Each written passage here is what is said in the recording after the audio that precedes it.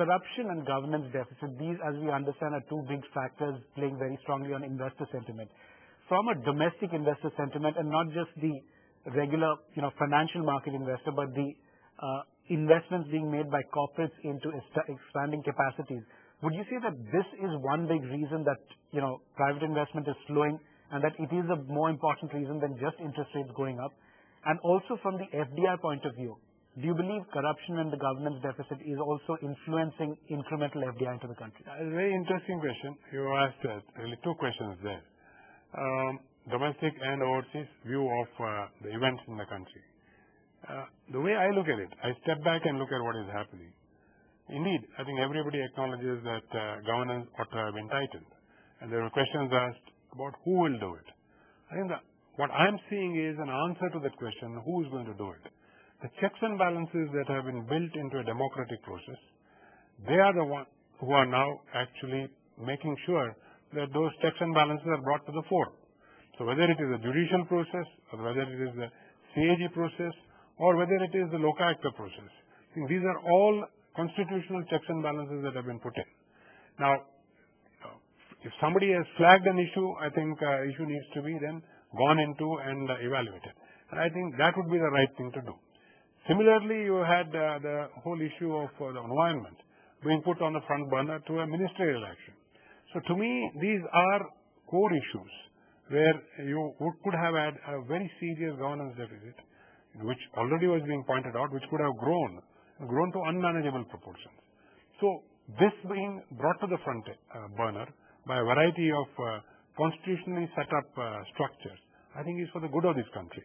And I would look at it this way, that if this is resolved, and I'm sure it is being resolved, it is the fact that it has been brought to the notice itself, I think, has put a whole lot of people on guard.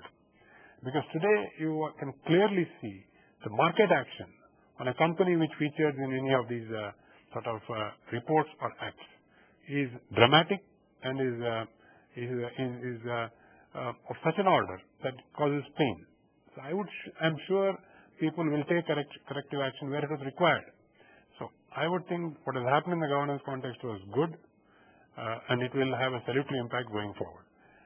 Yes, it had, in a way, the actions that were taken, I think, had slowed down domestic decision making, but it's the picture is not very clear. Why? For example, if it was anything to do with coal and or minerals and so on, there are a whole lot of issues in terms of will you be able to access where this coal is, will you be able to then set up the facilities to mine and so on, because of a variety of environmental issues. So you step back. I don't think anybody has really held up capacity in the manufacturing sector, because there today we can, by and large, except for long gestation projects, create capacity in 12 to 18 months. So I guess that every corporate has that wherewithal today. And we, since they are, in terms of cash flows, strong, and in cash balances also strong, they can invest at speed and get the capacity up. So the manufacturing side, the problem is, I don't think, really true or relevant. Infrastructure side, yes, there was a slowdown. Still is a slowdown in terms of fresh investments. But as I say, the fresh investments are investments which will come on the ground 2 to 3 years from now, not today. There's a pipeline of investments which are going on, and they are not stopped, which are going to create capacity in the next year or two. Sure, but even government spending on infrastructure, we've seen a huge slowdown on that front, be it investments into roads, ports, bridges, you name anything in the public infrastructure space, that's virtually come to a standstill. And corporates keep complaining about the policy paralysis at the center, which is really leading to this complete, almost, grinding halt that you've seen in the public infrastructure space. Yeah, I think we need to understand what is really happening on the public infrastructure space. My gut is that a few of the issues which are, relevant to the private sector, which I talked about a couple of minutes back, I think are also relevant in the public infrastructure space. So, for example, the environment issue would be as relevant there as the public agitating for, let's say, the land issue would be as relevant as. So I guess that this is what is taking time. It is not the inability to invest or the unwillingness to actually proceed. So, but just taking it back to the global markets, do you believe that the events that we've seen in the US, the ongoing problem in Europe, even if we do not see a QE3, will mean that global investors, because of problems in OECD markets, are going to allocate greater resources to developing markets, and that India, in turn, could be a big beneficiary of that? I would subscribe to that. And I put it this way, that we probably will become the new safe harbor in a variety of ways. So we should see flows coming here. And of course, they will bring their own challenges. For example, as a consequence, probably the rupee should strengthen, and so on and so forth. But we will face them when it happens. But overall, if this happens, it is good for the economy.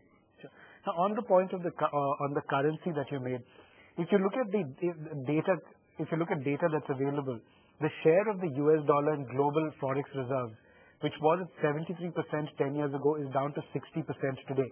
And again, there's this whole question about whether the US can hold a AAA status, S&P already having downgraded the country. Do you believe that it's time once again to raise the debate of whether indeed the dollar ought to be the international reserve currency? Yeah, I think the debate is probably a bit premature, because there is no other currency which can actually take its place. I would say that put it on the table, and then we can look at what other options are there. Because if you look at the euro, I think is under even more of a challenge than the US is. And Japan has its own challenges in the last very many years. And I think the Swiss currency is too small currency really to a country, backed by too small an economy to really be a global reserve currency. Now, having said this, what you will probably see is, in terms of the number that you gave, that US share has dropped from 70s to 60.